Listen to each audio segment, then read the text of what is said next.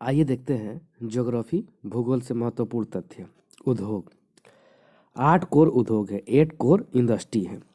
वह उद्योग जो औद्योगिक उत्पादन सूचकांक, index of industrial production IPP में 40% की भागीदारी रखते हैं, उन्हें 8 कोर उद्योग कहते हैं।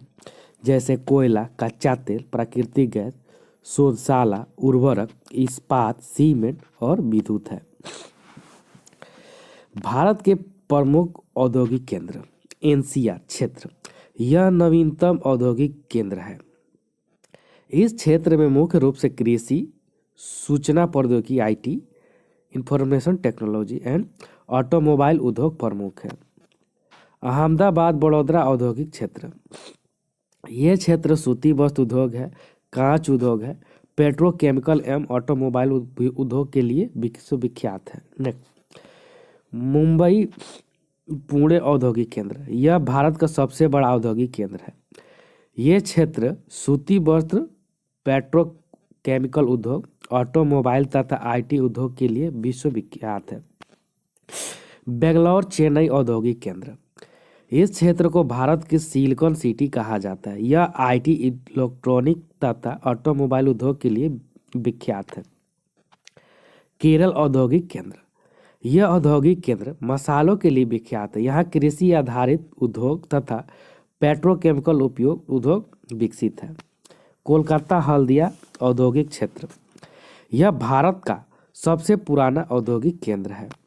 नेक्स्ट, यह वस्त्र, पटसन, चावल तथा पेट्रोकेमिकल उद्योग के लिए विख्यात है। छोटा नागपुर औद्योगिक केंद्र, यह क्षेत्र धातु उद्योग के लिए विख्यात है। गुंटूर विशाखापट्टनम औद्योगिक केंद्र, इस क्षेत्र में लौह एवं इस्पात उद्योग प्रमुख है।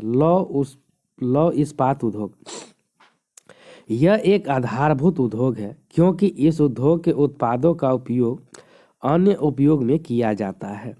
इस प्रकार अन्य उद्योग इस उद्योग पर आश्रित है। इस उद्योग से देश के औद्योगिक उत्थान की नींव पड़ती है। लौह अयस्क में कोयला, लौह अयस्क, चूना पत्थर, मैग्नीज आदि का उपयोग किया जाता है। 1830 में पोर्टोनोवो यानी तमिलनाडु के इस्पात कारखाने की स्थापना, परंतु यह प्रयास असफल रहा था।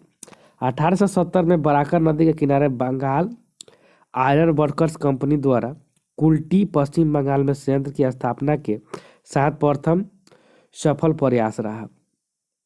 कुल्टी संयंत्र में उत्पादन 1874 से प्रारंभ हुआ। इस संयंत्र की स्थापना जेम्स स्किनर द्वारा की गई थी। 1907 में साकची यानी जमशेदपुर झारखंड में स्वर्णरेखा नदी के किनारे TISCO Tata iron and steel company की स्थापना हुई। भारत में आधुनिक लौह इस्पात कारखाने की शुरुआत यहीं से मानी जाती है। 1918-19 में आसनसोल के निकट बर्नपुर में संयंत्र पश्चिम बंगाल की स्थापना के साथ इसको Indian iron and steel company की स्थापना हुई। 1952 में बर्नपुर, 1918-19 यानी हीरापुर 1909 से CSOB द्वारा स्थापित था। कुल्टी 1870 संयंत्रों का विलय ICO के तीनों संयंत्र आसनसोल बंगाल के निकट स्थित है। 1976 में ICO का राष्ट्रीयकरण कर दिया गया और 2005 से प्रभावी किया गया। 1923 में भद्रावती कर्नाटक में कारखाने की स्थापना के साथ Visvesvaraya iron and steel company की स्थापना हुई। पहले इसका नाम Mysore iron and steel company था। पहला सार्वजनिक संयंत्र है। 4 इस्पात उद्योग के क्षेत्र, कोयले के भंडार के समीप बर्नपुर, हीरापुर, कुल्टी, दुर्गापुर और बोकारो है। लौह अयस्क के भंडार के समीप भिलाई, राउरकेला, भद्रावती, सलेम, विजयनगर है। नंबर 3, कोयले तथा लौह अयस्क के बीच टिस्को है। नंबर 4, तटीय क्षेत्र में विशाखापट्टनम है। राष्ट्रीय इस्पात नीति 2017 है। भारतीय स्टील की मांग को बढ़ाने के लिए सरकार राष्ट्रीय इस्पात नीति 2017 लाई, जिसके निम्नलिखित उद्देश्य है। नंबर 1, वर्तमान में इस्पात का उत्पादन 100 मिलियन टन है, जिसे 2030 तक बढ़ाकर 300 मिलियन टन किया जाएगा। वर्तमान में 85% आयातित कोकिंग कोयले पर निर्भरता है, जिसे 2030 तक घटाकर 65% किया जाएगा। वर्तमान में प्रति व्यक्ति स्टील की खपत 60 है, जिसे 2030 तक बढ़ाकर 160 ग्रहण किया जाएगा। इस नंबर 4, इस्पात क्षेत्र में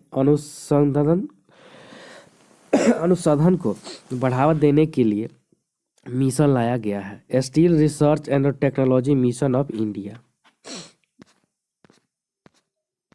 एल्युमिनियम उद्योग, यह भारत का दूसरा सबसे बड़ा धातु उद्योग है। इसके निर्माण में बिजली का बड़ा महत्व है, क्योंकि उत्पादन की 30 से 40% लागत बिजली के लिए व्यय होती है। यह बॉक्साइट से बनता है, इसलिए यह बॉक्साइट के भंडारों तथा बिजली की उपलब्धता वाले क्षेत्रों में विकसित होने वाले उद्योग हैं।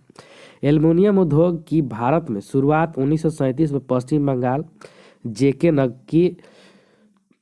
के जेके नगर नामक स्थान पर एल्युमिनियम कॉर्पोरेशन ऑफ इंडिया द्वारा स्थापित संयंत्र द्वारा हुई थी।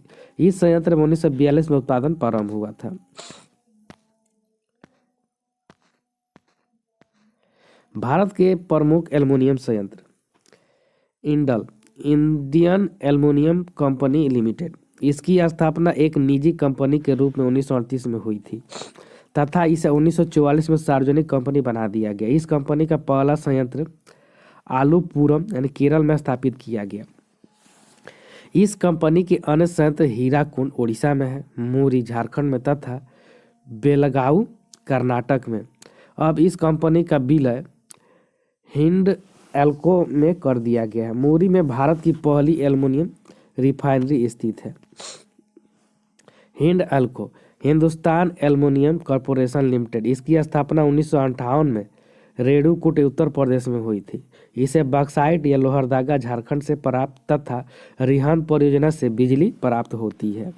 Next, MALCO, Madras aluminium company limited. इसकी स्थापना 1965 में मैटूर तमिलनाडु में हुई थी।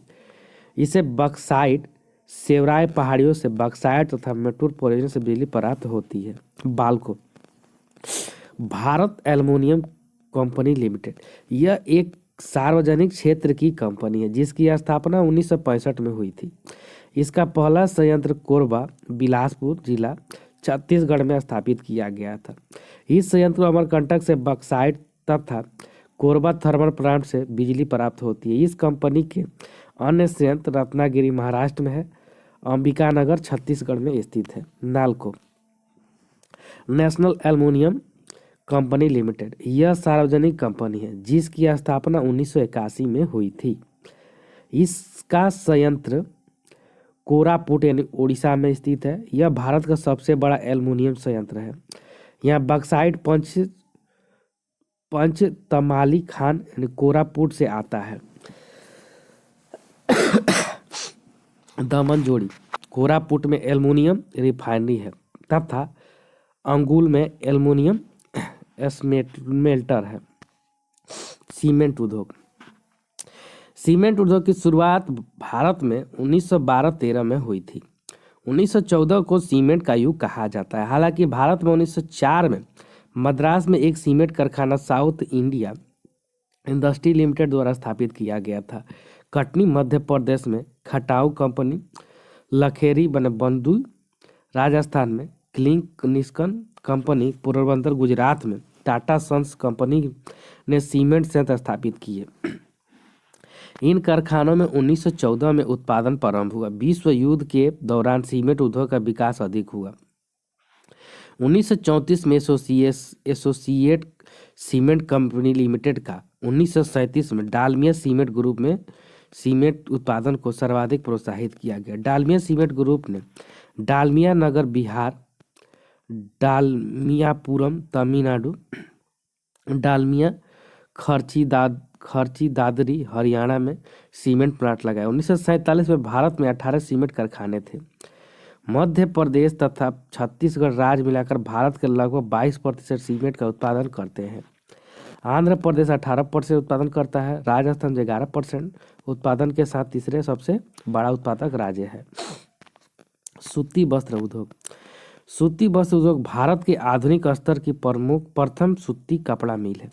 1818 में कोलकाता के निकट फोर्ट ग्लोस्टार में लगाई गई थी, परंतु यह मिल लक्ष्य प्राप्ति में असफल रही। दूसरी mill Bombay spinning and weaving company 1854 में मुंबई में कवासजी ड्रावर द्वारा स्थापित की गई। सच्चे अर्थ में इस कारखाने ने भारत के आधुनिक सूती उद्योग की नींव रखी। स्वतंत्रता के समय भारत में 380 मिलें थी तथा पाकिस्तान में 14 मिलें चली गईं। Cotton polish of India Mumbai में है। Boston of India and Manchester of India Ahmedabad में है। Manchester of south India Coimbatore में है। Manchester of north India Kanpur में है। सूती वस्त्र उद्योग में लिया जाने वाला कच्चा माल प्रसंस्करण के बाद अपना वजन नहीं खोता, अतः यह उद्योग भारत में सभी स्थानों पर पाया जाता है। यह निर्यात आधारित उद्योग है। ऊनी वस्त्र उद्योग 1876 में कानपुर लाल इमली के द्वारा किया गया था। पंजाब, अमृतसर, धरीवाड़, लुधियाना, उत्तर प्रदेश में मिर्जापुर कालीन उद्योग और जम्मू कश्मीर में श्रीनगर और मध्य प्रदेश में इंदौर है। रेशम उद्योग मलबरी शहतूत सिल्क का प्रमुख केंद्र है। कांचीपुरम तमिलनाडु में है। मैसूर कर्नाटक में है। टर्सन रेशम का प्रमुख केंद्र सिंहभूम झारखंड में है। चंपा छत्तीसगढ़ में है और भागलपुर बिहार में है। मालदा पश्चिम बंगाल में है और मुर्शिदाबाद पश्चिम बंगाल में है। एरी सिल्क का प्रमुख केंद्र सुआलकुची असम में है। जूट इन 1855 रिसरा नियर कोलकाता में पड़ता है। कागज उद्योग भारत में कागज निर्माण सबई घास तथा गन्ने से प्राप्त बगास से किया जाता है। भारत में पहली कागज मिल 1832 में श्रीरामपुर पश्चिम बंगाल में स्थापित की गई। अन्य मिलें टीटागढ़ तथा बालीगंज पश्चिम बंगाल में, सिरपुर तेलंगाना में, राजमुंद्री आंध्र प्रदेश में, बेलगोला कर्नाटक में, नेपानगर मध्य प्रदेश में न्यूज़पेपर आदि है। चीनी उद्योग चीनी के उत्पादन में ब्राजील पहले स्थान पर तथा भारत दूसरे स्थान पर है। चीनी उद्योग की अवस्थिति में सबसे अधिक महत्व गन्ने का है। चीनी उत्पादन लागत में 50% से अधिक व्यय गन्ने पर होता है। सामान्यतः 100 टन गन्ने से 10 से 12 टन चीनी प्राप्त होती है, अतः इसे गन्ने के कुल भर का 9 से 12% ही चीनी उत्पादन होता है। चीनी उद्योग मुख्यतः गन्ने के खेतों के पास ही अवस्थित होते हैं। गन्ने का उत्पादन उत्तर प्रदेश में सर्वाधिक होता है, जबकि चीनी का सर्वाधिक उत्पादन करने वाला राज्य महाराष्ट्र रहा है, जिसके निर्माण निम्नलिखित कारण हो सकते हैं। यह कारण है दक्षिण भारत में आर्द्र जलवायु परिस्थिति पाई जाती है, जिसके कारण वहाँ गन्ने के सुक्रोज की मात्रा अधिक होती है। अतः दक्षिण भारत के गन्ने के उत्पादन 12 से 13% तथा उत्तर भारत के गन्ने की उत्पादकता केवल 8 से 9% है। दक्षिण भारत की चीनी मिलें 8 से 10 महीने कार्य करती रहती है तथा उत्तर भारत की चीनी मिलें 3 से 4 महीने काम करती है। दक्षिण भारत की चीनी मिलें सहकारी समितियों के अंतर्गत है, जिसके कारण मिल मालिक तथा किसानों के बीच सहयोग बना रहता है, जबकि उत्तर भारत की चीनी मिलें निजी क्षेत्र के अंतर्गत आती है। एक दशक के बाद उत्तर प्रदेश चीनी का सबसे बड़ा उत्पादक राज्य बन गया, क्योंकि उत्तर प्रदेश सरकार की नीतियाँ चीनी उत्पादन में पक्ष में रही है। ऑटोमोबाइल उद्योग मारुति गुड़गांव में है, अहमदाबाद में है। उसके बाद हीरो थारूहेड़ा हरियाणा में है। कुक्स और निमराड़ा राजस्थान में। यामाहा फरीदाबाद हरियाणा में। अशोक लीलैंड चेन्नई अलवार में। टाटा मोटर्स पुणे में है। अहमदाबाद में पंतनगर उत्तराखंड और पीथमपुरा मध्य प्रदेश में है। लखनऊ उत्तर प्रदेश में है। सनत गुजरात में और नैनो का प्लांट है। जहाज निर्माण उद्योग भारत का पहला तकनीकी रूप से उन्नत जलयान कारखाना सिंधिया स्टीम इनोवेशन था, जिसकी स्थापना 1941 में विशाखापट्टनम में की गई थी। यहाँ बनाए गए पहले जहाज का नाम उषा था। इस जहाज संयंत्र का 1952 में राष्ट्रीयकरण हुआ। इसका नाम हिंदुस्तान शिपयार्ड लिमिटेड रखा गया। जहाज निर्माण के अन्य कारखाने निम्नलिखित है, जैसे गार्डन रीच वर्कशॉप पश्चिम बंगाल में है, मझगांव डॉकयार्ड मुंबई में है, गोवा शिपयार्ड, उसके बाद कोचिन शिपयार्ड लिमिटेड केरल में है। उर्वरक उद्योग, यह उद्योग प्राकृतिक गैस पर आधारित है। भारत में सर्वाधिक उर्वरक उद्योग की शुरुआत 1906 में हुई, जब पहला सुपर फास्फेट कारखाना रानीपेट तमिलनाडु में स्थापित हुई। परंतु उर्वरक उद्योग की सही मायने में शुरुआत स्वतंत्रता के बाद हुई। भारत सरकार ने 1951 में सार्वजनिक क्षेत्र में भारतीय उर्वरक निगम की स्थापना की। इस निगम ने सिंदरी उर्वरक कारखाने का विकास किया। भारत में पहला उर्वरक संयंत्र 1951 में झारखंड में सिंदरी में स्थापित किया गया था। यह उद्योग उन क्षेत्रों में स्थापित किया जाता है जहां गैस पाइपलाइन या गैस के अन्य स्रोत उपलब्ध हों। National Fertilizer Limited 1974, Hindustan Fertilizer Corporation 1978 में, रसिया केमिकल एंड फर्टिलाइजर 1978 में स्थापित किया गया था। भारत की 6 प्रमुख पाइप लाइन्स: तेल पाइपलाइन नाहरकटिया, नूनमती, गुवाहाटी, बरौनी। इसका निर्माण 1962 में हुआ था। यह भारत की पहली कच्चे तेल की पाइपलाइन है। यह असम, बिहार, उत्तर प्रदेश तथा पश्चिम बंगाल में विस्तृत है। यह कानपुर तक विस्तृत है तथा हल्दिया बंदरगाह से जुड़ी। इसकी लंबाई 1157 किलोमीटर या 1167 किलोमीटर है। मुंबई हाई या मुंबई अंकलेश्वर कोयली, इस पाइपलाइन का विकास 1965 में किया गया था। यह मुंबई हाई को मुंबई रिफाइनरी तथा अंकलेश्वर को कोयलाई रिफाइनरी से जोड़ती है। मुंबई तथा हाई मुंबई के बीच डबल पाइपलाइन है जो लगभग 210 किलोमीटर है। नेक्स्ट, सयाला या कोयली मथुरा पाइपलाइन। यह पाइपलाइन गुजरात, राजस्थान, उत्तर प्रदेश, हरियाणा तथा पंजाब से गुजरती है। इसकी लंबाई 1256 किलोमीटर है। इसमें आयातित कच्चा तेल उपयोग में लिया जाता है। कांडला भटिंडा पाइपलाइन, यह प्रस्तावित पाइपलाइन है जो गुजरात, राजस्थान, हरियाणा तथा पंजाब से गुजरेगी। इसका विकास IOCL द्वारा किया जा रहा है। इसका लंबाई 1454 किलोमीटर है। Gas pipeline Hajira Vijaypur Jagdishpur pipeline. इसका विकास 1986 से 87 में GAIL gas authority of India limited द्वारा किया गया। निर्माण के समय 1750 किलोमीटर थी। यह गुजरात, मध्य प्रदेश, राजस्थान, उत्तर प्रदेश, हरियाणा तथा दिल्ली तक जाती है। यह 3 विद्युत घरों को तथा 6 उर्वरक संयंत्रों को गैस उपलब्ध कराती है। यह राजस्थान के आंता विद्युत गिरी तथा Chambal Fertilizer and Chemical Limited Kota को गैस उपलब्ध कराती है। जामनगर लोनी पाइपलाइन, इस पाइपलाइन का विकास 2001 में गेल द्वारा स्थापित किया गया था। यह विश्व की सबसे लंबी पाइपलाइन है। निर्माण के समय इसकी लंबाई 1269 किलोमीटर थी जो अब 1415 किलोमीटर। यह गुजरात, राजस्थान, हरियाणा, उत्तर प्रदेश राज्यों से गुजरती है। तेल शोधन साले डिगबोई असम में है IOCL। उसके बाद नंबर 2 गुवाहाटी असम में IOCL के अंतर्गत। बरौनी बिहार IOCL के अंतर्गत है। कोयली गुजरात IOCL के अंतर्गत है।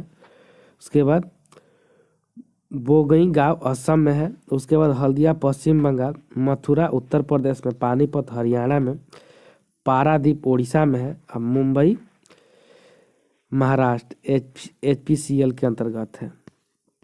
विशाखापट्टनम आंध्र प्रदेश HPCL के अंतर्गत है। मुंबई महाराष्ट्र BPCL के अंतर्गत है। कोची केरल BPCL के अंतर्गत। मनाली तमिलनाडु CPCL के अंतर्गत है। अन्नरीमनम नागपट्टिनम तमिलनाडु CPCL के अंतर्गत है। उसके बाद नुमालीगढ़ एनआर के असम में है। मंगलौर कर्नाटक एमआरपीएल के अंतर्गत आता है। तातीपाका आंध्र प्रदेश ओएनजीसी के अंतर्गत है। संजोग उपकरण Bina MP Bharat Oman refinery limited है। Bathinda Punjab HPCL Mittal energy limited निजी क्षेत्र की रिफाइनरी है। जामनगर रिलायंस इंडस्ट्री लिमिटेड है। SEZ Jamnagar Gujarat Reliance industry limited है। बॉडिन गुजरात ईजर ऑनलाइन लिमिटेड है। कृषि भारत की अर्थव्यवस्था में कृषि की एक महत्वपूर्ण भूमिका है। कुल कार्यबल की 54.6% आबादी कृषि तथा उससे संबद्ध क्षेत्र के कार्यकलापों में लगी हुई है। वर्ष 2019 से 20 में देश के सकल मूल्य संवर्धन में इसकी भागीदारी 16.5% रही है। देश के सकल मूल्य संवर्धन जीवीए में कृषि और संवर्धन क्षेत्रों में भागीदारी में निरंतर कमी आ रही है।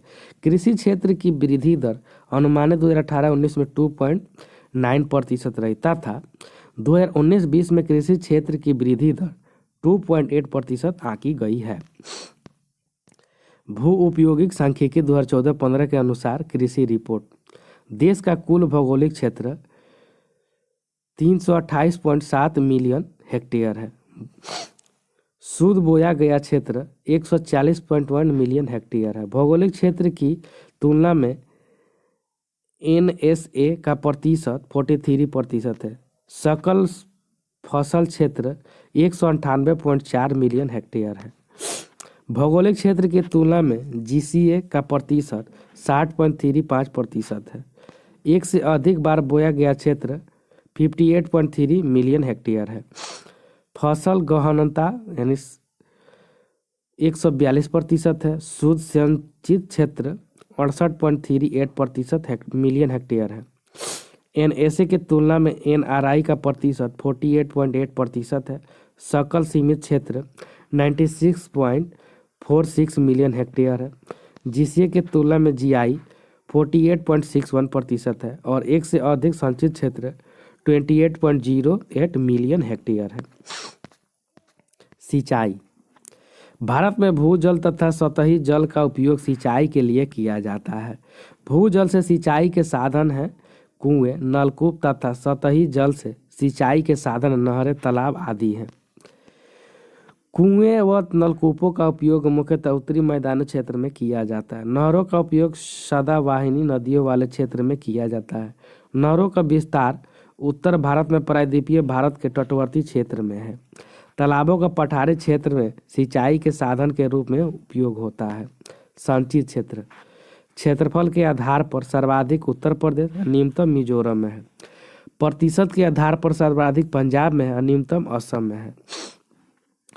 साधन सिंचाई में योगदान क्षेत्रफल के आधार पर सर्वाधिक, प्रतिशत के आधार पर सर्वाधिक। नलकूप में 46% यूपी और सर्वाधिक क्षेत्रफल यूपी और प्रतिशत के आधार पर गुजरात में। नहर में 24% यूपी में और जम्मू कश्मीर में। उसके बाद कुएं से 16% में यूपी और गुजरात है। तालाब 3% आंध्र प्रदेश और तमिलनाडु। उसके बाद अन्य में 11% है। 2009-10 के बाद नहर तथा तालाब द्वारा सिंचित में कमी आई है। कुएं तथा नलकूप जैसे साधनों का द्वारा भूजल का उपयोग सिंचाई में अधिक किया जा रहा है। कुएं तथा नलकूप सिंचाई के संचित क्षेत्र का लगभग 62% भाग आता है। कृषि कृषि में निर्वाह कृषि, इधर वाणिज्य कृषि। निर्वाह कृषि में गहन निर्वाह कृषि, आदिम निर्वाह कृषि, स्थानांतरण कृषि और चलवासी कृषि। वाणिज्य कृषि में अनाज रोपण मिश्रित है। स्थानांतरण कृषि के विभिन्न नाम हैं। उत्तर पूर्वी भारत में झूमिंग, दक्षिण राजस्थान और में बालरा, दाजिया तथा चिमाता। उसके बाद मणिपुर में पामुलू, छत्तीसगढ़ एवं अंडमान में निकोबार या दीमपा। उसके बाद हिमालय क्षेत्र में खील, मध्य प्रदेश में बेबर एवं दहिया या पेड़ा, आंध्र प्रदेश में पोंडू एवं पेंडा, उड़ीसा में पामादाबी, कोमान और बारिंगा है। पश्चिमी घाट केरल में कुमारी, झारखंड में कुरुवा। विभिन्न देशों में स्थानांतरण कृषि के नाम: मेक्सिको में मिल्पा, ब्राजील में रोका, वेनेजुएला में कोनरुको, मध्य अफ्रीका में मोसोलो, इंडोनेशिया मलेशिया में लदांग, श्रीलंका में चेन्ना, थाईलैंड में तुमरी, वियतनाम में रे, तुंगा में म्यांमार, हुआ में जावा एवं सुमात्रा, लोगन में पश्चिमी अफ्रीका, तावी में मेडागास्कर, कैनिंग में फिलीपींस, फंग भूमध्य रेखीय अफ्रीका में। मौसम के आधार पर वर्ष में 3 प्रकार की फसलें पैदा की जाती है। रबी की फसल अक्टूबर नवंबर में बुआई होती है तथा मार्च अप्रैल में कटाई होती है। गेहूं, जौ, चना, सरसों, मटर, मसूर, मेथी, तारा मीरा, इसबगोल, जीरा, धनिया, अफीम, अलसी है। जायद की फसल मार्च अप्रैल में बुआई तथा मई जून में कटाई होती है। सब्जी या ककड़ी, खरबूजा, तरबूजा, खीरा, चारा आदि आता है। खरीफ की फसल जून जुलाई में बुआई होती है, सितंबर अक्टूबर में कटाई होती है। चावल, ज्वार, बाजरा, रागी तथा मक्का, जोट, मूंगफली, कपास, मूंग, उड़द आदि है। Thank you friends. अच्छा लगता है लाइक, सब्सक्राइब और शेयर जरूर करें। साथ में बेल आइकन का बटन दबाना नहीं भूलें।